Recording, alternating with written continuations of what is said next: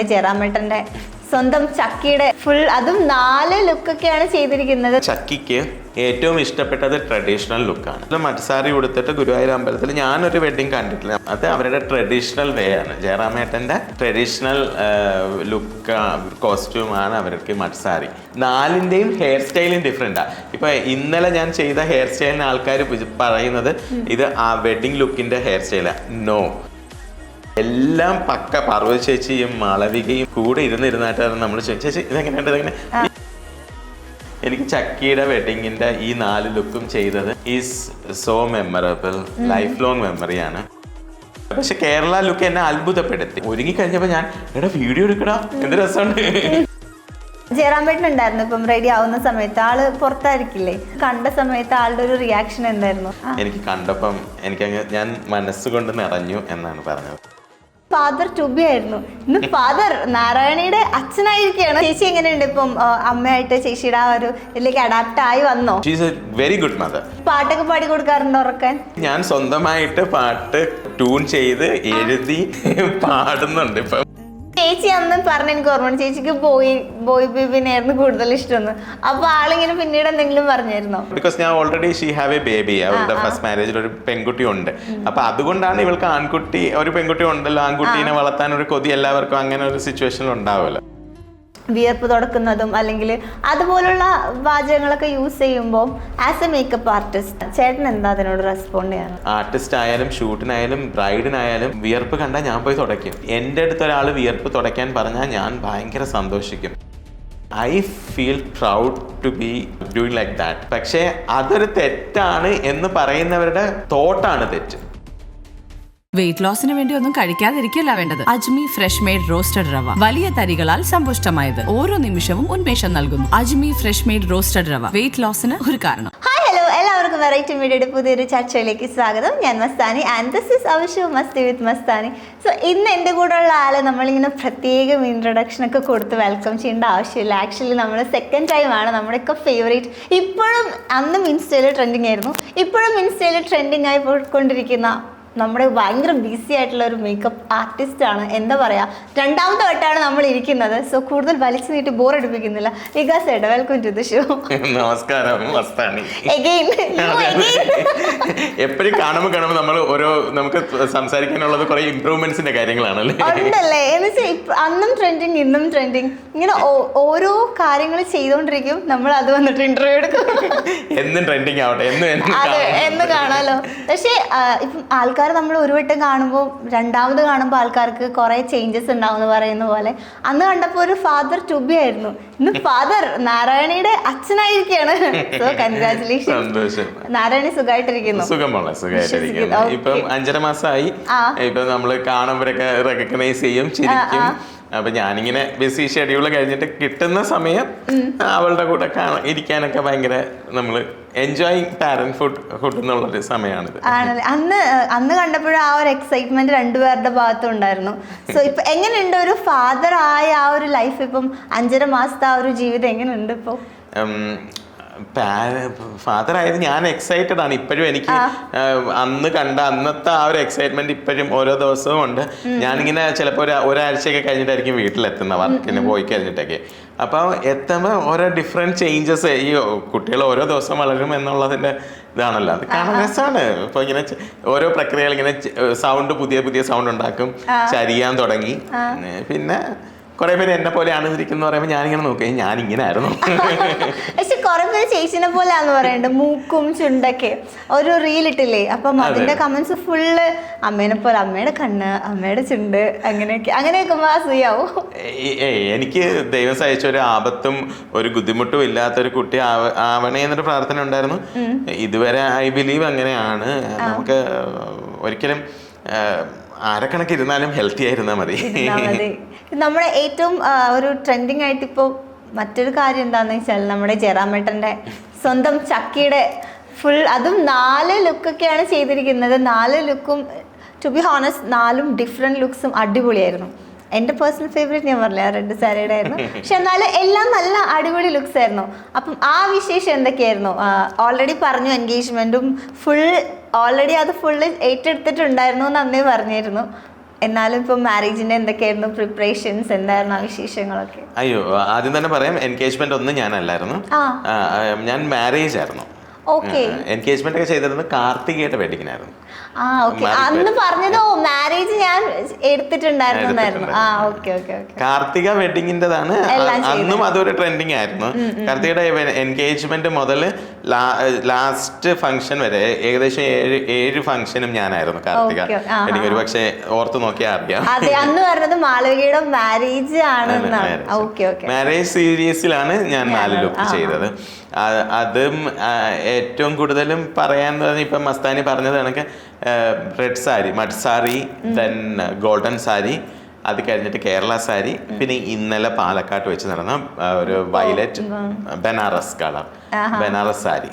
അപ്പം ഇത്രയുമാണ്. അപ്പം എന്തുകൊണ്ട് സാരി എന്ന് പറഞ്ഞു കഴിഞ്ഞാൽ ഓഫ് കോഴ്സ് മാളവിക എന്ന് പറയുന്ന ചക്കിക്ക് ഏറ്റവും ഇഷ്ടപ്പെട്ടത് ട്രഡീഷണൽ ലുക്കാണ്. ആ കുട്ടി ഇപ്പം എല്ലാ ലുക്കുകളും ഒരുപോലെ ചെയ്യുന്നുണ്ടെങ്കിലും ആ കുട്ടിയുടെ മനസ്സിൽ എല്ലാ പെൺകുട്ടികൾക്കും ഓരോ ലുക്സ് ഉണ്ടല്ലോ. അപ്പം ആ കുട്ടിയുടെ ഏറ്റവും ഫേവറേറ്റ് ആണ് ഈ ഒരു ട്രഡീഷണൽ ലുക്ക്. അത് ദൈവം സഹായിച്ച് എനിക്ക് തന്ന്. ദേ ട്രസ്റ്റ് മീ. അതും ചക്കി മാത്രമല്ല, ചക്കിയുടെ അമ്മയും equally trust me and give me that opportunity. അതാണ് നിങ്ങൾ കണ്ട ലുക്സ്. ഓക്കെ, നമുക്കപ്പോൾ ഓരോ ലുക്സിനും സ്റ്റാർട്ട് ചെയ്യാം. ഫസ്റ്റ് ഈ ലുക്ക്, ഇത് സെക്കൻഡ് ലുക്കാണ്. ഫസ്റ്റ് ലുക്കാണ് മോള് പറഞ്ഞ റെഡ്. ഓക്കെ, ഇത് ദിസ് വൺ ഇതൊരു ബ്രാഹ്മൺ മഡ്സാറിയാണ്.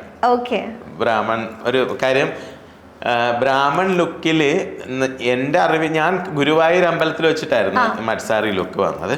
അപ്പം എൻ്റെ ഓർമ്മ ശരിയാണെങ്കിലും എൻ്റെ നോളേജിലും മഡ്സാറി ഉടുത്തിട്ട് ഗുരുവായൂർ അമ്പലത്തിൽ ഞാനൊരു വെഡ്ഡിങ് കണ്ടിട്ടില്ല. നമ്മളിപ്പം സോഷ്യൽ മീഡിയാസിൽ എപ്പോഴും ഈ ഗുരുവായൂർ അമ്പലത്തിലെ ലുക്സ് എപ്പോഴും ട്രെൻഡിങ് ആണ്. അപ്പം എന്തെങ്കിലും അപ്പം ഇങ്ങനെ ഒരെണ്ണം ഞാൻ കണ്ടിട്ടില്ലായിരുന്നു. അപ്പം ഇങ്ങനെ ഒരെണ്ണം മാളവിക ചെയ്യണം എന്ന് ചക്കി പറഞ്ഞപ്പം ഞാൻ ഭയങ്കര നൈസ്. എന്നിട്ട് ഞാൻ ചോദിച്ചു എന്തുകൊണ്ടാണ് അത് മഡ്സാരി ഉടുക്കുന്നത്. ഞാനൊരു ഭയം ഉണ്ടായിരുന്നു. മഡ്സാരി എന്ന് പറഞ്ഞാൽ ഉടുക്കുമ്പം ഒതുക്കി ഉടുക്കാൻ പാടില്ല, അത് കുറച്ച് ബൾക്കി ആയിട്ടാണ് ഇരിക്കുന്നത്. അപ്പം ചക്കിയാണെങ്കിൽ ഇപ്പം നല്ല മെലിഞ്ഞിട്ടുണ്ട്. അപ്പം മെലിഞ്ഞ ഒരു കുട്ടി വീണ്ടും സാരി ഉടുത്തിട്ട് അത് ബൾക്കി ആകുമല്ലോ എന്നൊരു ഭയം എനിക്കുണ്ടായിരുന്നു. അപ്പോഴാണ് കുട്ടി പറയുന്നത് അത് അവരുടെ ട്രഡീഷണൽ വേ ആണ്. ജയറാമേട്ടൻ്റെ ട്രഡീഷണൽ ലുക്ക് കോസ്റ്റ്യൂമാണ് അവർക്ക് മഡ്സാരി. അപ്പം അവരുടെ റിലീജിയനായിട്ട് ജയറാമേട്ടൻ്റെ ഫാമിലിയിൽ അങ്ങനെയാണ്. അപ്പം അതിനു വേണ്ടിയാണ് ആ കുട്ടി അത് ചെയ്തത്. ഓക്കെ, ഇതിപ്പം ഫുൾ ആളിങ്ങനെ പറഞ്ഞിട്ടുണ്ട് എനിക്ക് ഈ സാരിക്ക് ഇതുപോലത്തെ ലുക്സ് വേണം, ഹെയർ എല്ലാം ഇങ്ങനെ വേണം. എല്ലാം നമ്മൾ ഓൾറെഡി ഡിസ്കസ് ചെയ്തിരുന്നു. പക്ഷേ ഞാൻ അവരുടെ വീട്ടിൽ ചെന്നൈയിൽ അശ്വതി എന്നാണ് അവരുടെ വീട്ടുപേര് തന്നെ. അപ്പൊ ചെന്നൈയിൽ ചേച്ചിയുടെ പേരാണ്. അപ്പൊ അവിടെ പോയി നമ്മൾ ലുക്കൊക്കെ നോക്കിയതായിരുന്നു. മേക്കപ്പ് അല്ല, ലുക്കൊക്കെ നമ്മളൊന്ന് ഡിസൈഡ് ചെയ്യുമല്ലോ. അപ്പൊ ലുക്കൊക്കെ നോക്കിയതുകൊണ്ട് ഞങ്ങൾക്ക് കൺഫ്യൂഷൻസ് ഒന്നും ഇല്ലായിരുന്നേ. എല്ലാം ഇങ്ങനെ ഒരു ലുക്കാണ്.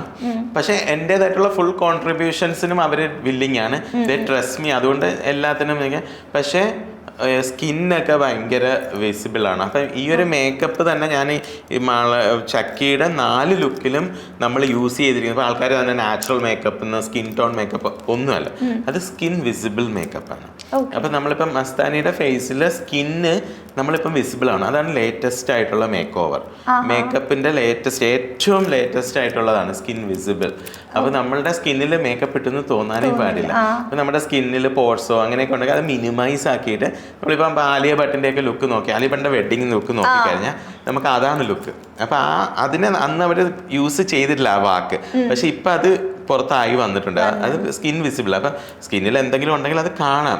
പക്ഷേങ്കിൽ അതൊന്ന് മിനിമൈസ് ആക്കി അതൊക്കെ ഒന്ന് റെഡി ആക്കിയിട്ടാണ് ചെയ്യുന്നത്. അപ്പം സ്കിന്നിൽ ഇട്ടെന്ന് തോന്നത്തേ ഇല്ല. അപ്പം ചക്കിയുടെ ലുക്കും ഞാൻ ഈ 4 അങ്ങനെ തന്നെയാണ് ചെയ്തത്. ഓക്കെ, പക്ഷെ 4 നല്ല നമുക്ക് മനസ്സിലാവുന്നില്ല. ഈ സെയിം ടെക്നിക്കാണ് യൂസ് ചെയ്തിരിക്കുന്നത്. സ്കിന്നിനാണ് അങ്ങനെ വന്നത്. ഇപ്പം നമ്മൾ 4 ലുക്കിലും ഞാൻ ഈ ചെയ്തിരിക്കുന്ന I makeup is entirely different. അതെ, 4 ലുക്കിൽ നിങ്ങൾ നോക്കിയ ഐ മേക്കപ്പ് ഡിഫറെൻ്റ് ആണ്. അതെ, 4ൻ്റെയും ഹെയർ സ്റ്റൈലും ഡിഫറെൻ്റാ. ഇപ്പൊ ഇന്നലെ ഞാൻ ചെയ്ത ഹെയർ സ്റ്റൈലിന് ആൾക്കാർ പറയുന്നത് ഇത് ആ വെഡിങ് ലുക്കിന്റെ ഹെയർ സ്റ്റൈലാ. നോ, ആക്ച്വലി ഹെയറിന്റെ ടെക്സ്ചർ വന്നിരിക്കുന്നതെല്ലാം ഡിഫറെൻ്റ് ആണ്. അപ്പം നമ്മള് ചക്കിക്ക് ഇങ്ങനെ സ്ലീക്ക്, ഇപ്പൊ നമ്മള് ഇപ്പൊ ഒരു ബോളിവുഡിലൊക്കെ പോയി കഴിഞ്ഞാൽ സ്ലീക്ക് ഹെയറിനാണ് ഇന്ന് ഏറ്റവും demand. People think that sleek is too easy. No, അതിന്റെ പ്രപ്പോർഷനിൽ കറക്റ്റ് ഫേസിന് വരിക എന്ന് പറയുന്നത് അതൊരു ആർട്ടാണ്. അപ്പൊ നമ്മൾ ആ രീതിയിലാണ് ഹെയർ സ്റ്റൈലിങ് ചെയ്തിരിക്കുന്നത്.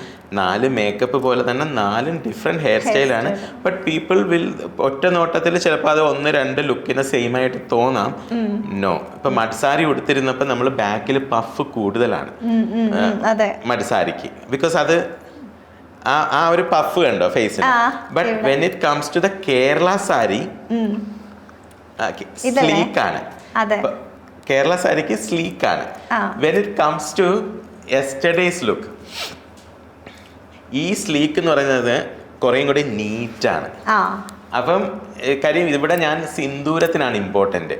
കുട്ടി ഈ കേരള സാരിക്ക് സിന്ദൂരം ഇട്ടെങ്കിൽ അത് ലൈറ്റ് ആയിട്ടായിരുന്നു. ഇതെന്ന് പറഞ്ഞാൽ സിന്ദൂരത്തിന് ഭയങ്കര ഇമ്പോർട്ടൻസ് പ്രോമിനന്റ് ആയിട്ടാണ് ഇരിക്കുന്നത്. അപ്പം 4 ലുക്കും എൻറ്റയർലി ഡിഫറെന്റ് ആണ്.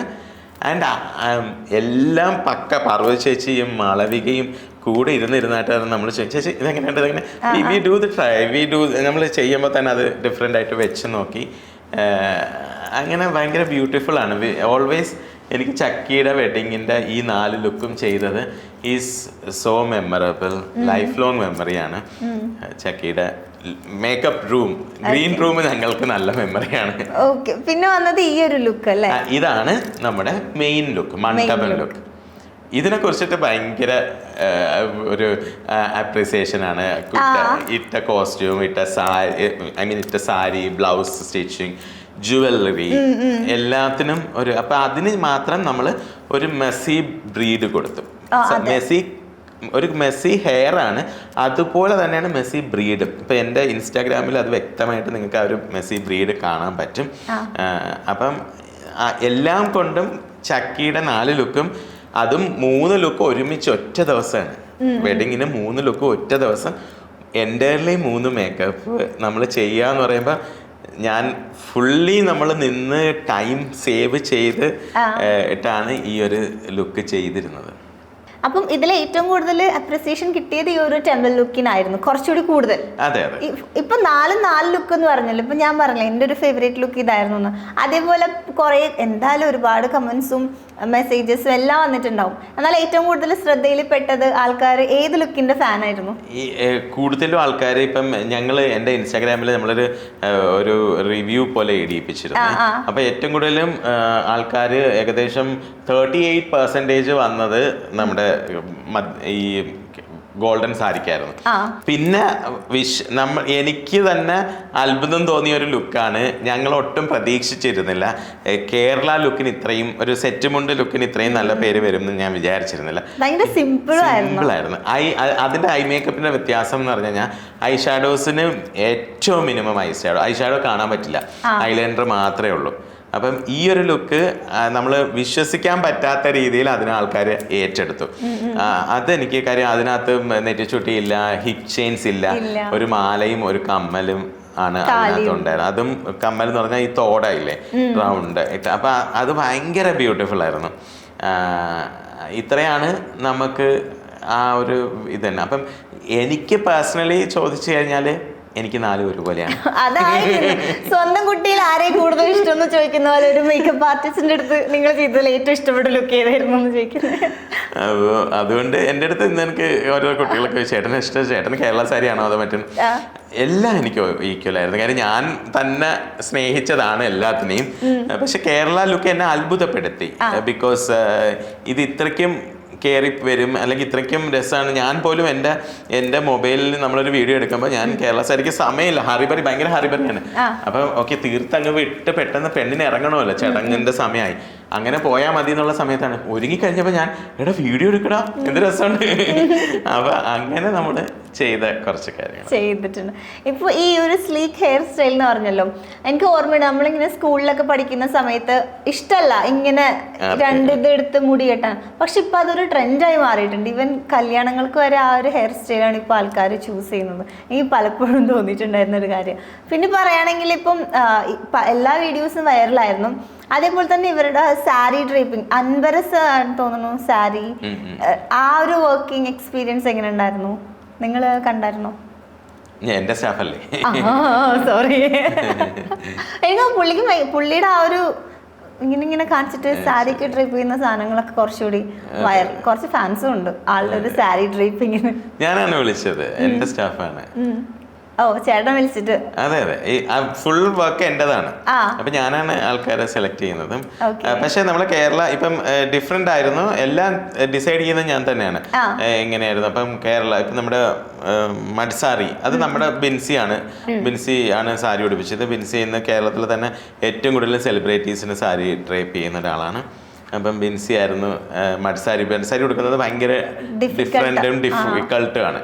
അപ്പം അതിന് ചെയ്ത് പിന്നെ കേരള സാരിക്കും നമ്മൾ ആ കുറച്ചും കൂടെ പ്ലീറ്റ് മാറ്റിയിട്ടാണല്ലോ അത് പഠിപ്പിച്ചത്. ഓക്കെ. എനിക്ക് തോന്നുന്നു പിന്നീട് ഹൈലൈറ്റ് വീഡിയോസ് വന്നത് ഹസ്ബൻഡ് ഇംഗ്ലീഷിൽ സംസാരിക്കുന്നത് വന്നിട്ട് കുറച്ചുകൂടി വൈറലായിരുന്നു. ചക്കിയുടെ ഹസ്ബൻഡിന്റെ ഇംഗ്ലീഷ് കേട്ടാൽ നിങ്ങൾ ഞെട്ടുന്നൊക്കെ പറഞ്ഞു. ആ സമയത്ത് ഉണ്ടായിരുന്നില്ല, ഇന്നലെയാണെന്ന് തോന്നുന്നു. ഇന്നലെ സ്റ്റേജിലുള്ള US-ലാണല്ലോ ആ കുട്ടി. അപ്പം അവർ ജനിച്ചതൊക്കെ എനിക്ക് 90 ദിവസം ആയപ്പോൾ ആ കുട്ടി അവിടെ പോയത്. Very good family. I have to tell that ജയറാമേട്ടൻ്റെ ഫാമിലിയിലുള്ള എല്ലാ ആൾക്കാരും, അതായത് ജയറാമേട്ടൻ, പാർവതി ചേച്ചി, ചക്കി, കാളിദാസ്, തരുണി, ഇവരെല്ലാവരെയും നമ്മൾ സംസാരിക്കുന്ന ഒരേ രീതിയിലാണ്. ഭയങ്കര ഫ്രണ്ട്ലിയും ഭയങ്കര എന്താ പറയാ ഭയങ്കര സ്വീറ്റാണ്. അതേ കണക്ക് തോന്നുന്നു നമുക്ക് ആ ഫാമിലിയിലും പോയാൽ. കറക്റ്റ് മാച്ച് ചെയ്ത് വന്ന പോലെ. അങ്ങനെ എനിക്കൊരു personal experience, very good family. എനിക്ക് ദൈവം അങ്ങനെ തന്നെ അത്രയ്ക്ക് സന്തോഷം. എനിക്ക് തോന്നുന്നു അവരൊക്കെ ചെയ്ത നല്ലതിനാണ് അവർക്ക് ഇത്രയും നല്ല ഫാമിലി ലൈഫ് കിട്ടിയത്. ഇനിയും ഞാൻ എപ്പോഴും പണ്ടും പറയുമായിരുന്നു, എനിക്ക് ഏറ്റവും ഇഷ്ടപ്പെട്ട ഒരു ഫാമിലിയാണ്. നമുക്ക് എപ്പോഴും ജയറാമേട്ടൻ്റെ ഫാമിലിനെ നമുക്കൊരു റോൾ മോഡലായിട്ട് എടുക്കാം. അപ്പം ഞാൻ എപ്പോഴും അത് എടുക്കാറുമുണ്ട് കേട്ടോ. അപ്പം ആ ഒരു ഫാമിലി ഞാനത് മുമ്പ് പറഞ്ഞുകൊണ്ടിരിക്കുന്ന കാര്യം, പക്ഷെ അതെനിക്ക് അവരുടെ ലൈഫിലെ ഏറ്റവും വലിയൊരു മൊമെന്റിൽ എനിക്ക് ഭാഗമായി കിട്ടിയത് തന്നെ എനിക്ക് ഒരു ഭാഗ്യം. ശരിക്കും അവരുടെ ഒരു ലവ് സ്റ്റോറി ആണെങ്കിലും പിന്നീട് ഒരു കല്യാണം കഴിച്ചിട്ടുള്ള ലൈഫും ജയറാമേട്ടനും കുട്ടികളും തമ്മിലുള്ള ഒരു ബോണ്ടൊക്കെ ശരിക്കും അത് കുറച്ച് സ്പെഷ്യലാണ്. നമ്മൾ ഏത് വീഡിയോ കണ്ടാലും നമ്മളിങ്ങനെ കണ്ടിരിക്കും ആളുടെ സംസാരം കാര്യങ്ങളൊക്കെ. അല്ല, ജയറാമേട്ടന് ഞാൻ ഈ കല്യാണത്തിന് ഞാനുള്ള ദിവസങ്ങളിൽ എനിക്ക് പുള്ളിക്കാരനൊരു അച്ഛനായിട്ടാണ് കാണാൻ പറ്റിയത്. നമ്മൾ ഈ കാണുന്ന ഞാനിപ്പം കണ്ട സിനിമകളിലെ ക്യാരക്ടേഴ്സിലോ ജയറാമേട്ടനോ ഒന്നുമില്ല, ഒരച്ഛൻ. ഈ ചക്കിയുടെ അമ്മ. ഇപ്പം ഞാൻ എല്ലാ ദിവസവും നമ്മൾ ബ്രൈഡ്സ് ചെയ്യുമ്പം അവിടെ എല്ലാ അച്ഛന്മാരും ഉണ്ടാവുമല്ലോ. അപ്പം അതിലൊരു അച്ഛനായിരുന്നു ജയറാമേട്ടൻ. നമുക്കപ്പം നമ്മക്കാണ് ജയറാമേട്ടൻ. പക്ഷെ പുള്ളിക്കാരൻ അന്നത്തെ ദിവസം പ്രോപ്പർ അച്ഛൻ്റെ റോളിൽ നിന്ന് വരുന്ന ഓരോരുത്തരെയും നമ്മുടെ സൗഹൃദം. ഇപ്പം എനിക്ക് എൻ്റെ മോളുടെ കല്യാണത്തിന് എൻ്റെ സൗഹൃദങ്ങളാണല്ലോ വരുന്നത്. ജയറാമേട്ടൻ്റെ സൗഹൃദങ്ങൾ വന്നു. പക്ഷെ ഹീസ് എ പ്രോപ്പർ ഫാദർ. ഇപ്പം അശ്വതി ചേച്ചി, പാർവതി ചേച്ചി കൂടെ ഉണ്ടായിരുന്നു എന്ന് പറഞ്ഞു. ജയറാമേട്ടൻ ഉണ്ടായിരുന്നു ഇപ്പം റെഡി ആവുന്ന സമയത്ത്. ആള് പുറത്തായിരിക്കില്ലേ? അപ്പൊ ആദ്യമായിട്ട് ഈ ഒരു ലുക്ക് കണ്ട സമയത്ത് ആളുടെ ഒരു റിയാക്ഷൻ എന്തായിരുന്നു? പുള്ളി മോളെ ഫസ്റ്റ് ലുക്കിൽ കാണുന്നത് അമ്പലത്തിന്റെ അവിടെ വെച്ചിട്ടാണ്. അപ്പൊ പുള്ളി പറഞ്ഞ് എൻ്റെ അടുത്ത്, എൻ്റെ വീഡിയോയിൽ അത് പറയുന്നുണ്ട് പുള്ളിക്കാരൻ, എനിക്ക് കണ്ടപ്പം ഞാൻ മനസ്സുകൊണ്ട് നിറഞ്ഞു എന്നാണ് പറഞ്ഞത്. അപ്പം സത്യത്തിൽ അത് കേട്ടിട്ട് എൻ്റെ മനസ്സ്, പുള്ളി പറയുന്നത് കേട്ടപ്പോൾ എൻ്റെ മനസ്സ് നിറഞ്ഞു. എന്നെ സംബന്ധിച്ച് അത്രയും വലിയൊരു കലാകാരൻ്റെ മോളെ ഒരുക്കി കഴിയുമ്പം ഞാനും അതേ ഒരു ഫീൽഡിൽ, അത്രയും വലുതല്ലെങ്കിലും അതിൻ്റെ ഒരു ചെറിയൊരു അംശം ആണല്ലോ നമ്മളും ഒക്കെ ഒരു ഇൻഡസ്ട്രി. ഒരു ഭാഗ്യമായിട്ട് തോന്നി. ഇപ്പൊ ബ്രദറിന്റെ റിയാക്ഷൻ എങ്ങനെ ഉണ്ടായിരുന്നു? കാളിദാസ് അവര് തമ്മിലുള്ള ഒരു ബോണ്ട്? അയ്യോ, അവര് ഭയങ്കര കളിയും ചിരിയാണ് കേട്ടോ. ഭയങ്കര കളിയും ചിരിയാണ്. കാളിദാസ് ഭയങ്കര സന്തോഷമായി, ഭയങ്കര ഇഷ്ടമായി എന്നൊക്കെ എന്നോട് പറഞ്ഞു. അവരും കാണുമ്പോൾ ഭയങ്കര എത്രയൊക്കെ ആയാലും ഞാൻ പോലും ആ കുട്ടിയെ സാരി കൊടുത്തൊക്കെ കാണുമ്പോൾ അയ്യോ വലുതായോ എന്ന് എനിക്ക് തോന്നുമ്പോൾ അവരെ കാര്യം പറയണോ? അതെ. കാളിദാസ് ഞാൻ ഒരു വട്ടം ഇന്റർവ്യൂ എടുത്തിട്ടുണ്ടായിരുന്നു. അപ്പോൾ ശരിക്കും നമ്മള് ആ ഒരു അച്ഛൻ്റെ മകൻ എന്നുള്ള ആ ഒരു ശരിക്കും ബിഹേവിയർ ആണെങ്കിലും സംസാരമൊക്കെ ആണെങ്കിലും ഭയങ്കര ഡൗൺ ടു എർത്ത് ആയിട്ട് ഫീൽ ചെയ്തിട്ടുണ്ടായിരുന്നു. ഇപ്പം മൊത്തത്തിൽ ഇപ്പം ഇങ്ങനെ തിരക്കുകളൊക്കെ മാറി ഇങ്ങനെ ഇതിൻ്റെ റിസൾട്ട് വെയിറ്റിംഗ്, ഐ മീൻ ആൾക്കാരുടെ മെസ്സേജിന് റിപ്ലൈസ് കൊടുത്ത് ഫുൾ ടയേർഡായിട്ട് ഇരിക്കുകയായിരിക്കും അല്ലേ? ഞാൻ പറയുന്നത് എനിക്ക് മോർ ദാൻ 2000 മെസ്സേജാണ് ചക്കയുടെ വെഡിങ്ങിന് ശേഷം വന്നത്. എല്ലാം എൻ്റെ സോഷ്യൽ മീഡിയ ഹാൻഡിൽ ചെയ്യുന്ന ഒരു ചേട്ടാ ഇങ്ങനെ നമ്മൾ എങ്ങനെ റിപ്ലൈ കൊടുക്കും എല്ലാവർക്കും, എന്നിട്ട് നമ്മൾ തന്നെ ഇരുന്ന് എല്ലാവർക്കും റിപ്ലൈ കൊടുത്തോണ്ടിരിക്കുക. ഞാൻ അത്യാവശ്യം എൻ്റെ സോഷ്യൽ മീഡിയ ജെന്യുവിനായിട്ട് നോക്കുന്നത്. എൻ്റെ സോഷ്യൽ മീഡിയയിൽ ഉള്ള കുറച്ച് ഫോളോവേഴ്സ് ഉണ്ടെങ്കിലും ആ എല്ലാവരും നമുക്ക് എനിക്ക് എന്തെങ്കിലും ഇത് തന്നാൽ മാക്സിമം നമ്മൾ റിപ്ലൈ കൊടുക്കുന്ന ആൾക്കാരാണ്. ഒരിക്കലും ഇങ്ങനെ ബൾക്കായിട്ട് ഇട്ടിരിക്കുക ഒന്നുമില്ല കേട്ടോ. ഫോൺ വിളിച്ചാൽ ഞാൻ തന്നെ ഡയറക്റ്റ് എടുക്കുന്നത് എൻ്റെ ഫോൺ നമ്പേഴ്സിന്. അപ്പോൾ അതുകൊണ്ട് നമുക്ക് പറയുമ്പോൾ ഭയങ്കര ആൾക്കാരുടെ അടുത്ത് എല്ലാവർക്കും എന്താ ചക്കീനെ ഉടുപ്പിച്ചല്ലോ, ചക്കി വലുതായല്ലോ, ചക്കിയുടെ കല്യാണം നന്നായിരുന്നല്ലോ. അപ്പോൾ എനിക്ക് ആരും മോശം ചക്കിയുടെ ഒരു ലുക്കിന് മോശം പറഞ്ഞില്ല. അതാണ് എനിക്ക്. അപ്പം അത് കിട്ടുമ്പോൾ എൻ്റെ സന്തോഷം എന്ന് പറഞ്ഞാൽ അത് അവർക്ക് അച്ഛനും അമ്മയ്ക്കും ഹേർട്ടായില്ലല്ലോ, അച്ഛനും അമ്മയ്ക്കും സന്തോഷമായല്ലോ. ഈ ഒരു സന്തോഷം എനിക്കുണ്ട്. അതെൻ്റെ ഈ ഒരു വെഡിങ്ങിൽ ഞാൻ കാണുന്ന ഏറ്റവും വലിയ അനുഗ്രഹം അതാണ്. ഇപ്പം ചേച്ചി എങ്ങനെയുണ്ട്? ഇപ്പം അമ്മയായിട്ട് ചേച്ചിയുടെ ആ ഒരു ഇതിലേക്ക് അഡാപ്റ്റ് ആയി വന്നോ? She's A very good mother. ഞാൻ ബിക്കോസ് 1 വർഷത്തോളം 8 മാസത്തോളം പുള്ളിക്കാരി കിടപ്പായിരുന്നല്ലോ. കിടന്നു കഴിഞ്ഞിട്ട് കുട്ടി ആയിക്കഴിഞ്ഞ് പിറ്റേ ദിവസം മുതൽ പുള്ളിക്ക് സെഷൻ ആയിരുന്നു. എന്നിട്ടും എനിക്ക് കുട്ടീനെ എടുക്കാനൊന്നും അറിയില്ലല്ലോ. എൻ്റെ ലൈഫിൽ ഞാൻ ആദ്യമായിട്ട് ഒരു ബർത്ത് ബേബി എടുക്കുന്നത് എൻ്റെ കുട്ടീനെയാണ്, ഇത്ര ഇതായിട്ടും. അപ്പം ഇപ്പം എനിക്ക് 5.5 വയസ്സായ കുട്ടിയെ എടുക്കാൻ അറിയാം. 5.5 മാസമായ ഒരു കുട്ടിയെ എടുക്കാൻ അറിയാം. അപ്പം ഓരോ ദിവസവും I am studying from my own kid. അല്ലാതെ ഞാൻ ഇച്ചിരി കൂടെ വലിയ കുട്ടികളെയാണല്ലോ നമ്മൾ എടുത്തിരുന്നത്. അപ്പം പക്ഷെ എൻ്റെ wife was too scared. First ദിവസം തന്നെ പാല്, എല്ലാ മദേഴ്സിനും ഫസ്റ്റ് ദിവസം ചിലപ്പം പാല് ഫീഡിങ് കുറവായിരിക്കും. She knows she was so much cared. അതിനെക്കുറിച്ചിട്ടുള്ള പ്രിക്കോഷൻസ് എടുത്ത് അത്രയും സെഷൻ കഴിഞ്ഞിട്ടുള്ള പെയിനിലും പുള്ളിക്കാരി അതൊക്കെ എടുത്തപ്പോഴത്തേക്ക് ഐ ഫീൽ അപ്പോഴാണ് നമ്മൾ നമ്മുടെ അമ്മയെ കുറിച്ചിട്ട് ഓർക്കുന്നത്. നമ്മൾ ഞാനിപ്പോൾ പണ്ട് ബ്രൈഡ്സിനെയൊക്കെ ചെയ്യുമ്പോൾ ഞാൻ എപ്പോഴും പറയും എനിക്ക് ഒരു ബ്രദർ ഫീലിംഗ് ആണ്, ഒരു അച്ഛൻ ഫീലിംഗ് ആണെന്നൊക്കെ ഞാൻ പറഞ്ഞിരുന്നെങ്കിലും when I become a father ഉള്ളി എനിക്ക് കറക്റ്റ് ഇപ്പം എനിക്ക് പെൺകുട്ടികൾ ഒരുക്കുമ്പോൾ എനിക്ക് അച്ഛനായിട്ടൊക്കെ തോന്നി. ഇത്രയും നാളും ബ്രദറായിട്ടാണ് തോന്നിയത്. ഇപ്പോഴാണ് മസ്താനിയും ഫ്യൂച്ചർ അങ്ങനെ തന്നെ ആയിരിക്കും. നമ്മൾ എത്ര പറഞ്ഞാലും എത്ര സിനിമ കണ്ടാലും മനസ്സിലാവാത്ത ഫീലിംഗ് നമ്മൾ ആഗംബരാണ് കിട്ടുന്നത്. ഓരോ അമ്മയും ഓരോ അച്ഛനും ആകുമ്പം ഇപ്പം എനിക്കത് ഉറപ്പായിട്ടും അറിയാം. ഇപ്പൊ ഒരു ന്യൂലി പാരന്റ്സ് എന്നൊക്കെ പറയാലോ ആണെങ്കിൽ എക്സൈറ്റഡ് പാരന്റ്സ്. ഇപ്പൊ ഈ നമ്മളിങ്ങനെ കുഞ്ഞു ബേബീസ് ആയിരിക്കുമ്പം ഏറ്റവും കൂടുതൽ കേട്ടിട്ടുള്ള കാര്യം എന്താണെന്ന് വെച്ചാൽ നൈറ്റ് ഉറങ്ങില്ല, അവർ പകല് മൊത്തം ഇങ്ങനെ സുഖമായിട്ട് ഇറങ്ങും, രാത്രി ആവുമ്പോൾ ഇങ്ങനെ കരയാനൊക്കെ തുടങ്ങും. അങ്ങനെയൊക്കെ ഉണ്ടാവും. ഇത് എൻ്റെ അടുത്ത് ഇപ്പം ഞാൻ ഓരോ വീട്ടിൽ ഒരുക്കാൻ പോകുമ്പോൾ അവിടുത്തെ പാരന്റ്സും ഇപ്പം ആർട്ടിസ്റ്റുകളും എൻ്റെ തുടങ്ങുന്നത് ചേട്ടാ ഉറക്കം കുറവാണല്ലേ. സത്യം പറഞ്ഞാൽ ഞാൻ ഉറങ്ങുമ്പോൾ അവൾ ഉറങ്ങും, എൻ്റെ വൈഫ് ഉറങ്ങുമ്പോൾ ഉറങ്ങും, ഞങ്ങൾ ഉണരുമ്പോൾ ഉണരും. ഒരു ബുദ്ധിമുട്ടുമില്ല. അപ്പൊ ഞാനിവരും പറയുന്നത് ആരാണി എനിക്ക് എന്നെ ഹെൽപ്പ് ചെയ്യാനായിട്ട് വന്നതാണ് നീ എന്ന് വിചാരിക്കും. അവൾക്ക് വയ്യെങ്കിൽ പോലും ഈ 5.5 മാസവും ഞങ്ങൾക്ക് ഒരു ബുദ്ധിമുട്ടും ഉണ്ടാക്കിയിട്ടില്ല. കുട്ടി തെച്ചൂടെ എന്നും അങ്ങനെ ആയിക്കോട്ടെ. ബുദ്ധിമുട്ടാണെങ്കിലും നമ്മളത് ബുദ്ധിമുട്ട് എടുക്കണമല്ലോ, അത് കാത്തിരുന്ന് പക്ഷെ ഇതുവരെ ഷീ സോ ഗുഡ്. ലൈക്ക് എന്തോ ദൈവം തന്നണക്ക് ഒരു കരച്ചിലില്ല. കരയുന്നെന്ന് പറയാ പാല് കിട്ടാൻ വേണ്ടി കരയും, അപ്പൊ തന്നെ പാല് കൊടുക്കുക, അപ്പൊ തന്നെ അവൾ കിടന്നുറങ്ങും. പരാതി എനിക്കൊന്നും എന്നെ പോലെയാണെന്ന് തോന്നുന്നു, പരാതികളൊന്നുമില്ല. ഈ ഇപ്പൊ എല്ലാവരും മേക്കപ്പ് ചെയ്യുന്ന ഒരാള് ഇപ്പം ബേബിക്ക് ഇങ്ങനെ കണ്ടെഴുതി കൊടുക്കാനും പൊട്ടുത്തി കൊടുക്കാനൊക്കെ തുടങ്ങി. ഞാൻ ഫസ്റ്റ് അതൊരു ഭയങ്കര ട്രെൻഡിങ് വീഡിയോ ആയിരുന്നു. ഞാൻ ആദ്യമായിട്ട് കുട്ടിക്ക് ഞാൻ വരച്ചത് കണ്ണും പിരികവും പൊട്ടും ഒക്കെ നമ്മൾ ആദ്യമായിട്ട് ഇടുമായിരുന്നു. അപ്പൊ അത് ഭയങ്കര ഓവർ കോൺഫിഡന്റ് ആയിട്ട് ഞാൻ എന്ത് വേണമെങ്കിലും ആൾക്കാർ ചെയ്യുന്നുള്ള രീതിയിലാണ് കുട്ടീനെ ആദ്യമായിട്ട് കൺമശി വരച്ച് കഴിഞ്ഞിട്ട് സത്യത്തിൽ പ്രേതത്തെ പോലെ ഇരുന്നു. കാര്യം എന്ന് വെച്ചാൽ അത്രയ്ക്കും നമുക്കറിയില്ലല്ലോ, കുട്ടി എന്ന് പറയുമ്പോൾ എപ്പോഴും ഷേക്കിങ്ങും ഒക്കെ. പിന്നെ എനിക്ക് തന്നെ കൈ വിറക്കുകയാണ്, വേദനിക്കുമോ, കണ്ണ് എങ്ങനെ പിടിക്കും. സോ അതൊരു ഭയങ്കര ഹൊറബിൾ ആയിരുന്നു. ബട്ട് അത് അന്നൊരു ട്രെൻഡിങ് വീഡിയോ ആയിരുന്നു ആദ്യമായിട്ട് ചെയ്തത്. കുറെ കമന്റ്സ് വന്നിരുന്നു. പക്ഷേ വി എൻജോയ്ഡ്. എന്നെങ്കിലും ഞങ്ങൾക്ക് ഓർക്കാലോ ഇങ്ങനെ ഒരെണ്ണം ചെയ്തിരുന്നു അന്ന്. എന്നിട്ട് എൻ്റെ അടുത്ത് തന്നെ ആൾക്കാർ വികാസ് എൻ്റെ ഏറ്റവും waste makeup my waste makeup ആയിരുന്നു എൻ്റെ മോളുടെ ആദ്യത്തെ മേക്കപ്പ്.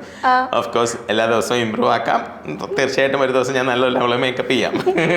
നാരായണി വലുതായി കഴിയുമ്പോൾ പറയാലോ, ഇത്രയും സെലിബ്രിറ്റീസിനെ മേക്കപ്പ് ചെയ്യുന്നതിന്റെ അച്ഛൻ എന്നെ മോശമാക്കി. അതും ഞാൻ കുഞ്ഞായിരുന്നപ്പോ. ഇനിയിപ്പോ എനിക്ക് തോന്നുന്നു ബാക്കി ചടങ്ങുകളും കാര്യങ്ങളൊക്കെ കഴിഞ്ഞു. ഇനിയിപ്പം ആളുടെ ബർത്ത്ഡേ ആയിരിക്കുമല്ലോ വരുന്നത്. ഇല്ല മോളെ, ഇനി കാതുകുത്തുണ്ട്, ചോറ് കൊടുപ്പ് എന്ന് പറഞ്ഞ ചടങ്ങ് ഞങ്ങൾക്കുണ്ട്. അതൊന്നും നടന്നിട്ടില്ല. അതൊക്കെ ഇപ്പൊ ചോറ് കൊടുപ്പ് 6 മാസത്തിലാണ് ഗുരുവായൂർ അമ്പലത്തിൽ വെച്ച് ചെയ്യണം എന്നാണ് ആഗ്രഹം. പിന്നെ കാത് കുത്തിയിട്ടില്ല. ഇനിയും വൈകി. ഞാൻ ഇത്രയും ദിവസം തിരക്കായിരുന്നു. ഞാൻ ഇന്നാണ് എനിക്കൊന്ന് റിലാക്സ് ആയത്. ഈ ഒരു കണ്ടിന്യൂസ് 3 മാസത്തിൽ തിരക്കായിരുന്നു. അപ്പോൾ ആ തിരക്കിൻ്റെ അത് ഇന്നലെ ഒരു ഫംഗ്ഷൻ, നിങ്ങൾക്കൊക്കെ അറിയാവുന്നൊരു ഫംഗ്ഷൻ ഉണ്ടായിരുന്നു. അതോടുകൂടി എനിക്കൊരു 3-4 ദിവസം ഞാൻ കണ്ടിന്യൂസ് ഫ്രീ ആണ്. ഇനി വേണം എനിക്ക് എല്ലാം പ്ലാൻ ചെയ്യാൻ. എൻ്റെ വീട് പാല് കാച്ചാണ് മെയ് 29. അപ്പം അതിൻ്റെ ഒന്നും കാര്യങ്ങൾ ഞാനൊന്നും ചെയ്തിട്ടില്ല. ഈ ഒരു 3-4 ദിവസം ഞാൻ ചെയ്യണം. ഈ ഒരു നമ്മളിപ്പം ബേബിനെ കുറിച്ച് സംസാരിക്കുന്നത് എന്താന്ന് വെച്ചാലേ, നമ്മള് അവിടെ നിന്നായിരുന്നു സ്റ്റോപ്പ് ചെയ്തത്. അപ്പോൾ അവിടെ നിന്ന് പുതിയ ആളുടെ വിശേഷം ചോദിക്കണമല്ലോ. അപ്പോൾ ഈ ബേബിന് ഇപ്പം ലേബറിന് വൈഫ് കയറുന്ന സമയത്ത് ഞാൻ കേട്ടിട്ടുണ്ട് ഹസ്ബൻഡ്സിനും അതേപോലെ തന്നെ ടെൻഷൻ ആയിരിക്കുമെന്ന്. ആ ഒരു അന്നിങ്ങനെ പറഞ്ഞായിരുന്നു, എനിക്ക് ഭയങ്കര ടെൻഷൻ ആയിരിക്കും. പക്ഷെ അന്ന് വർക്ക് എന്തോ ഉണ്ടെന്നും പറഞ്ഞായിരുന്നു. അപ്പം എങ്ങനെ ഉണ്ടായിരുന്നു ആ ഒരു സമയം, ആള് ചേച്ചിനെ ലേബർ റൂമിൽ കയറ്റിയ സമയത്ത്? ഞാൻ അന്ന് ടെൻഷൻ്റെ ഹൈപ്പിൽ ഞാൻ എത്തിയില്ല. എൻ്റെ ടെൻഷൻ ഞാൻ കറക്റ്റ്, എനിക്ക് ട്രിവാൻഡ്രത്തായിരുന്നു ബ്രൈഡ് അന്നത്തെ ദിവസം. അപ്പം ആ ഒരു ദിവസം 7 മണിക്ക് സിസേറിയൻ ചെയ്യണം എന്ന് ഡോക്ടർ പറഞ്ഞിട്ടും ഷെറിൽ സമ്മതിക്കാതെ ഞാൻ വരുന്നത് വരെ വെയിറ്റ് ചെയ്ത് 4:30-5 മണിക്ക് വരെ വൈകിട്ട് ഇങ്ങനെ സിസേറിയന് വേണ്ടി വെയിറ്റ് ചെയ്തുകൊണ്ട്. അപ്പം എൻ്റെത് ഞാൻ ട്രിവാൻഡ്രത്ത് നിന്ന് വണ്ടി ഓടി ഞാൻ ഇവിടം വരെ എത്തുന്നതിൻ്റെതായിരുന്നു എൻ്റെ ടെൻഷൻ. വന്നു കഴിഞ്ഞപ്പോൾ പെട്ടെന്ന് ഞാൻ വന്നു, പുള്ളിക്കാരിയെ കണ്ടു. ഒരു ഹാർഡ്ലി ഒരു 45 മിനിറ്റ്സിൽ പരിപാടി തീർന്നു. അപ്പം ഈ ഒരു 45 മിനിറ്റ്സ് മാത്രമായിരുന്നു ഞാൻ അനുഭവിച്ച വെയിറ്റിംഗ് ടെൻഷൻ. അല്ലാത്ത ടെൻഷൻ എന്ന് പറഞ്ഞാൽ ഇവിടെ എത്തുക എന്നുള്ള ടെൻഷൻ. അപ്പോഴൊക്കെ എൻ്റെ കൂടെ ആൾക്കാരൊക്കെ ഉള്ളതുകൊണ്ട് ഞാനൊന്നും അറിഞ്ഞില്ല. ടെൻഷൻ സത്യത്തിൽ ഞാൻ എടുക്കുന്നതിന് വരെ എൻ്റെ കൂടെയുള്ള ബന്ധുക്കളും ഫ്രണ്ട്സും റിലേറ്റീവ്സും ടെൻഷൻ എടുത്ത് വെച്ചിരുന്നു. ഞാൻ ഓടിപ്പോയി കൊച്ചിനെ കയ്യിൽ വാങ്ങിച്ചു. അത്ഭുതം ആയിരുന്നു. എനിക്ക് തോന്നിയ വാക്ക് അത് തന്നെയാണ്. ലൈക്ക് കൈയും കാലും നമ്മൾ ഇത്രയും ഒരു 7-8 മാസം നമ്മൾ കിടന്ന് അത് ഇയാൾക്ക് വേണ്ടിയാണല്ലോ എന്ന് പറഞ്ഞിട്ട്, ഈ പെൺകുട്ടി ആകണമെന്ന് എനിക്ക് ആഗ്രഹമുള്ളത് ഞാൻ അന്ന് അവസ്ഥ എടുത്ത് പറഞ്ഞിട്ടുണ്ട്. പക്ഷെ നമുക്ക് കുട്ടിയെ കൈ കിട്ടിയപ്പോൾ പെണ്ണാണോ ആണോ എന്ന് ഞാൻ ചോദിച്ചിട്ടില്ല. അതാണ് എൻ്റെ ഏറ്റവും വലിയ ഒരു അത്ഭുതം. അന്ന് കുട്ടിയെ കണ്ട് നമ്മൾ സത്യത്തിൽ നമ്മൾ മതി മറന്നു എന്നൊക്കെ പറയത്തില്ല, കുട്ടിയെ കണ്ടേ മറന്നു. പിന്നെ എനിക്കൊന്ന് നമ്മുടെ റിലേറ്റീവ് ആരാണ്, അയ്യോ കുട്ടി ആണാണോ പെണ്ണാണോ എന്ന് ചോദിക്കുന്നത് ഒരു 1-2 മിനിറ്റ് കഴിഞ്ഞിട്ടാണ് ആ ചോദ്യം. അതുവരെ ഞങ്ങൾ ആരും കുട്ടി ബേബി ബോയ് ആണോ ഗേൾ ആണോ ചോദിച്ചത്. അപ്പൊ കുട്ടി പെണ്ണാന്ന് പറഞ്ഞപ്പോ ഓ മൈ ഗോഡ്. അത് അപ്പോഴാണ് എനിക്ക് മനസ്സിലായത് നമ്മൾ ഒരിക്കലും ആൺകുട്ടി പെൺകുട്ടി എന്നുള്ളൊരു ഇത് ആവശ്യമില്ല. നമുക്ക് കുട്ടി സേഫായി നമുക്ക് ആ കുട്ടീനെ കാണുമ്പോൾ അത് അച്ഛൻ, ചില ആൾക്കാർ ഞാൻ പെൺകുട്ടി ആഗ്രഹിക്കുന്ന ആൺകുട്ടി, അങ്ങനെ ഒരു ആഗ്രഹത്തിന് പ്രസക്തിയില്ല ആ കുട്ടിയെ കാണുമ്പോൾ. അതെ, കുട്ടി ആണല്ലോ ഹെൽത്തി ആയിട്ടുള്ള ഒരു ബേബി. ഓക്കെ, അപ്പൊ അങ്ങനെ ഫാദർഹുഡ് ഇങ്ങനെ എൻജോയ് ചെയ്ത് വരികയാണ്. ഈ പാട്ടൊക്കെ പാടി കൊടുക്കാറുണ്ടോ ഉറക്കാൻ? കൂടുതലും ചേച്ചിയുടെ കൂടെ? എനിക്ക് ഞാൻ സ്വന്തമായിട്ട് പാട്ട് ട്യൂൺ ചെയ്ത് എഴുതി പാടുന്നുണ്ട് ഇപ്പം ദിവസവും. അയ്യോ അതൊക്കെ കേട്ട് പുറത്ത് പാടാനേ കൊള്ളത്തില്ല. പക്ഷെ ആ പാട്ട് എന്റെ വീട്ടിൽ ഹിറ്റാണ്. കുട്ടി മാത്രമേ കേൾക്കുന്നേ, അതുകൊണ്ട് എനിക്ക് ഇപ്പൊ ചേച്ചി അന്ന് പറഞ്ഞ എനിക്ക് ഓർമ്മ, ചേച്ചിക്ക് ബോയ് ബേബിനായിരുന്നു കൂടുതൽ ഇഷ്ടമെന്ന്. അപ്പൊ ആളിങ്ങനെ പിന്നീട് എന്തെങ്കിലും പറഞ്ഞായിരുന്നോ? പുള്ളിക്കാർക്ക് എന്ന് വെച്ചാൽ എല്ലാവരും അറ്റ് ദ എൻഡ് വരെ ആൺകുട്ടി എന്ന് പറഞ്ഞിരുന്നു. എല്ലാവരും ഈ ലക്ഷണങ്ങൾ നോക്കി പറയുന്ന പണ്ടത്തെ ഒരു സമ്പ്രദായം ഉണ്ടല്ലോ. അപ്പൊ എല്ലാവരും ആൺകുട്ടി എന്ന് പറഞ്ഞപ്പം ഞാനും അവസാന നിമിഷം അതൊരു ആൺകുട്ടിയായിട്ട് ഞാനും മനസ്സിൽ വിധി എഴുതി. കാര്യം ഇത്രയും ആൾക്കാർ പറയുന്നുണ്ടല്ലോ. ഇപ്പൊ 10-80 വയസ്സായ ആൾക്കാർ മുതൽ ഏറ്റവും താഴെയുള്ള ആൾക്കാർ വരെ പറഞ്ഞിരുന്നു. പിന്നെ എനിക്ക് ആൺകുട്ടിയായാലും പെൺകുട്ടിയായാലും ഡസന്റ് മാറ്റർ, ആഗ്രഹം പറഞ്ഞു എന്നല്ലാതെ നമുക്ക് പ്രശ്നമില്ല. പക്ഷെ പുള്ളിക്കാരിക്ക് ഇങ്ങനെ ആൾക്കാർ ബിക്കോസ് ഞാൻ already she have A baby, അവളുടെ ഫസ്റ്റ് മാരേജിൽ ഒരു പെൺകുട്ടി ഉണ്ട്. അപ്പൊ അതുകൊണ്ടാണ് ഇവൾക്ക് ഒരു പെൺകുട്ടി ഉണ്ടല്ലോ, ആൺകുട്ടീനെ വളർത്താൻ ഒരു കൊതി എല്ലാവർക്കും അങ്ങനെ ഒരു സിറ്റുവേഷനിൽ ഉണ്ടാവുമല്ലോ. അങ്ങനെ ആയിരുന്നു. ബട്ട് അത് പെൺകുട്ടിയാന്ന് അറിഞ്ഞ സെക്കൻഡ് മുതൽ she doesn't have any problem. എനിക്ക് തോന്നുന്നു ഐ ഫീൽ വണ്ടേർഡ് ഇവൾ ഇത്രയും നല്ലപോലെ കുട്ടിയെ നോക്കുമോ എന്ന് എനിക്ക് അത്ഭുതമാണ്. രാത്രിയൊക്കെ എഴുന്നേറ്റ് രാത്രി കുട്ടികൾ ഉറങ്ങിയാലും 3-4 തവണ ഫീഡിങ് ചെയ്യണമല്ലോ. അപ്പൊ രാത്രിയൊക്കെ പുള്ളിക്കാരി ഫീഡിങ് ചെയ്യുമ്പോൾ ഞാനിങ്ങനെ കണ്ണൊക്കെ തുറന്ന് പതുക്കെയൊക്കെ നോക്കും. ശരി, ഉറങ്ങി ഞാൻ. അപ്പൊ അവർ ഉണർന്നിരുന്നാലും ഞാൻ ഉറങ്ങി. അപ്പൊ അതൊക്കെ ഒരു എക്സ്പീരിയൻസ് ആണ്. എല്ലാ ഫാമിലിയിലും കിട്ടുന്ന ഏറ്റവും വലിയ ബ്ലെസ്സിങ്. ഞാൻ ഓരോ കല്യാണ വീട്ടിലും പോകുമ്പോൾ ഇപ്പം ഞാൻ അച്ഛനും അമ്മേനെയും കാണുമ്പം എനിക്ക് ഓർമ്മ വരുന്നത് അവരും ഓരോ കുട്ടികളെയും ഒരുക്കി ഇറക്കുമ്പോൾ അവർക്കിടെ മോൾക്ക് ചിലപ്പോൾ 25-20 വയസ്സുണ്ടാവും. ബട്ട് ഐ നോ ദാറ്റ് ഈ 5.5 മാസത്തിൽ ഞാൻ അനുഭവിച്ചത് അവരും അനുഭവിച്ചിട്ടാണ് നിൽക്കുന്നതെന്നുള്ളൊരു ഫീലിംഗ് ഇപ്പം എനിക്ക് ഈക്വലി മനസ്സിലാവുന്നുണ്ട്. ഓക്കെ, നമ്മൾ എന്തായാലും ഒരു ചെറിയൊരു സെഗ്മെന്റ് ഉണ്ട്, വേറെ നല്ല ഞാൻ കുറച്ച് പിക്ചേഴ്സ് കാണിച്ചു തരാം. അപ്പം അതിൻ്റെ ഒരു memory please. Okay, first one. Pictures ഒന്നും അത്ര വന്നിട്ടില്ല എന്നാണ് എന്റെ വിശ്വാസം. ഇതിലല്ല, വേറെ മൊത്തത്തില്. ഇത് ഫ്ലാഷ് മൂവീസ് എന്ന് പറയുന്ന ഒരു മാഗസീനിന് അതിന് വേണ്ടി ആസിഫ് അലിയുടെ ഒരു കവർ ഷൂട്ടായിരുന്നു.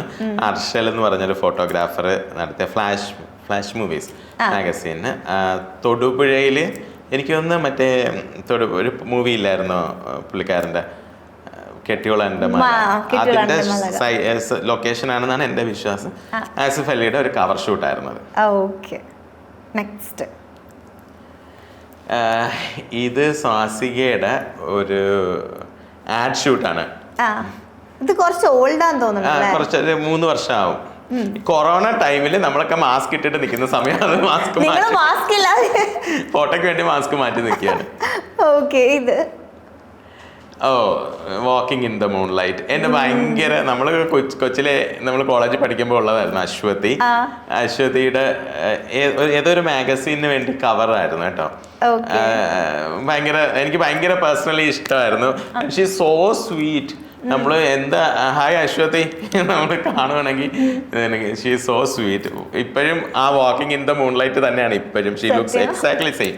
അതെ, ഇപ്പൊ എനിക്ക് നാളെ കുറച്ച് മൂവീസിലൊക്കെ ഇങ്ങനെ ബാക്ക് ടു ട്രാക്ക്. റെംബ ആക്ട്രസ് റെംബയുടെ ഇതൊരു ആഡ് ഷൂട്ടായിരുന്നു. നമ്മുടെ AVM സ്റ്റുഡിയോയിൽ വെച്ചിട്ട് ആണ് ഈ ഒരു ഷൂട്ട് നടന്നത്. അന്നത്തെ ഏറ്റവും വലിയൊരു ഇതെന്ന് പറയുന്നത് ഈ സമയത്തിന് രംഭ മാഡം ഗർഭിണിയാണ്. അപ്പം പുള്ളിക്കാരിക്ക് അന്ന് വയറൊക്കെ കെട്ടി വെച്ചിട്ടാണ് ഈ ഒരു ഷൂട്ട് നടക്കുന്നത്. അപ്പം നമ്മള് അത്രയ്ക്കും പുള്ളിക്കാരി തേർഡ് പ്രഗ്നൻസി പീരീഡ് ആണ് രംഭയുടെ. ഞങ്ങള് മേക്കപ്പ് ചെയ്ത് ഭയങ്കര സന്തോഷം പുള്ളിക്കാരി. അപ്പൊ ഈ ആന്ധ്രയിലൊക്കെ ഉള്ളവർ മേക്കപ്പ് ആർട്ടിസ്റ്റിനെ ദാദ എന്നാണ് റെസ്പെക്റ്റോട് വിളിക്കുന്നത്. അപ്പൊ അന്ന് ഞാൻ ആദ്യമായിട്ട്, പിന്നെ എനിക്ക് അറിയായിരുന്നു. അപ്പൊ രംഭ എന്നെ വിളിച്ചിട്ട് മാം മേക്കപ്പ് ദാദ. അപ്പൊ ഞാൻ വിളിച്ചു, അയ്യോ ദൈവമേ ഇവരെന്നെ ഇനി ഞാനൊരു ഗുണ്ട ലുക്കിൽ വല്ലതും ആയതുകൊണ്ട് എന്നെ ഇങ്ങനെ ദാദ എന്ന് വിളിക്കുന്നതാണോ? പക്ഷെ പിന്നെ I get to know that dada means makeup dada means it's a respect from Telugu. ആ ഒരു ഇൻഡസ്ട്രിയിലോട്ട് എത്തുമ്പോൾ അങ്ങനെയാണ്. പിന്നെ ഞാൻ തെലുങ്കു ഇൻഡസ്ട്രിയിലൊക്കെ വർക്ക് ചെയ്യുമ്പോൾ എല്ലാവരും ദാദാന്ന് വിളിക്കുമ്പോൾ ഐ ഫീൽ എനിക്ക് തോന്നുന്നു വയറ് പ്രഗ്നൻസിയിൽ വയറ് കെട്ടിവെച്ചെന്ന് പറയുമ്പോൾ ആൾ അത്രയും ഡെഡിക്കേറ്റഡ് ആയിരുന്നു. It was a very good shoot കേട്ടോ. എനിക്ക് അതിന്റെ ഒന്നും ഫുട്ടേജ് ഇല്ല. എങ്ങനെ ഇതൊക്കെ തപ്പിയെടുത്തു? അതെ മാത്തു ആൻഡ് കല്ലു. ഇത് സി കേരളത്തിന് ഇവർക്ക് ഒരു പ്രോഗ്രാം ഉണ്ടായിരുന്നു.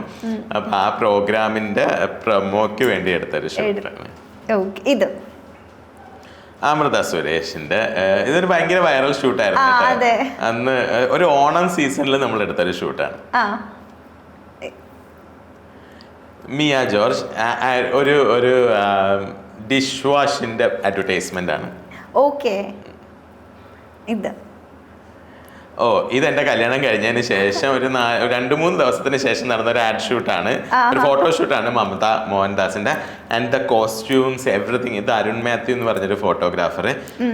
കേരളത്തിൽ ഇങ്ങനൊരു ഫോട്ടോഷൂട്ട് നടന്നിട്ടില്ല ഇതിനു മുമ്പ്. അത്രയ്ക്കും ഡിഫറെൻ്റ് ആയിരുന്നു. തീം ബേസിൽ നടന്നൊരു ഷൂട്ടാണ്.